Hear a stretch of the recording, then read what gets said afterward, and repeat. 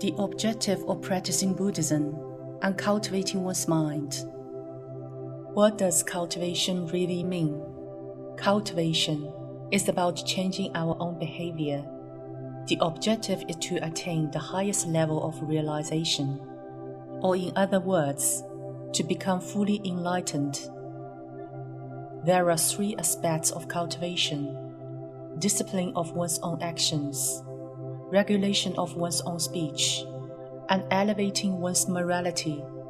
In fact, once we understand that negative karma is a major force that binds us in the minding world's web, and that karmic obstacles stem from our conduct, speech, and thought, it is then easy to understand that the objective of these 3 aspects of cultivation is to prevent us from creating new negative karma.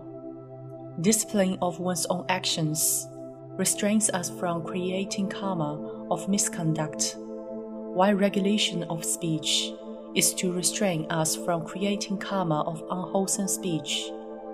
The elevation of consciousness and morality is to guard us against conceiving of any bad intentions, thereby reducing the chances of creating karma of unwholesome thoughts.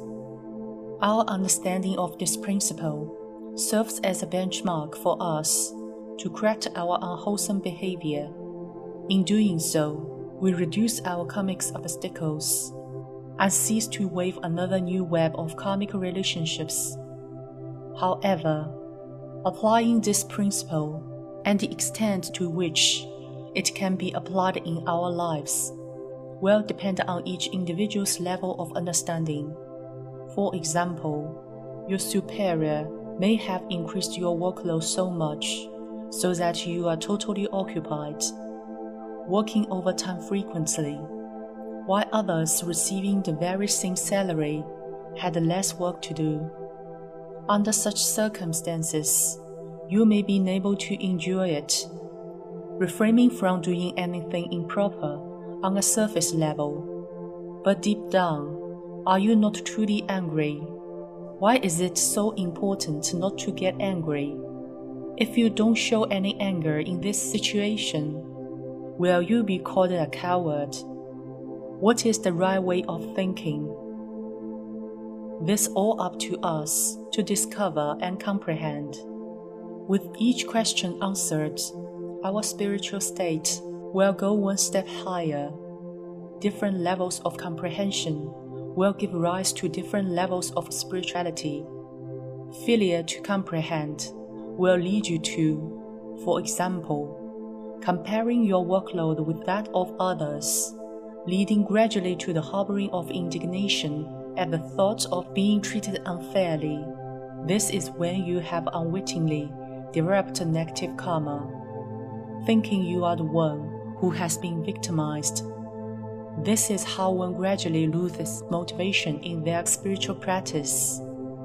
However, as a matter of fact, any effort will pay off eventually. It is often said, a teacher can only lead you through the door.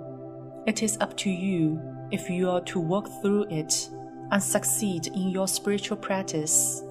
It is precisely because every individual is different that the problems we individually face are also different.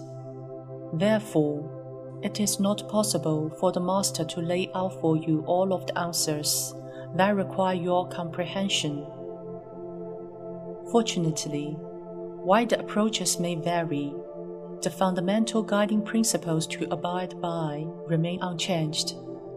These guiding principles are applying the law of cause and effect, and karmic affinity to understand the life, adopting the Buddhist practice that the Master expounds to solve the problems in your daily life, and treating the doing of meritorious deeds under the refraining from generating negative karma as guidelines to self-discipline. In the discussion of the 3 aspects of cultivation, there is no mention of the accumulation of merits and virtues.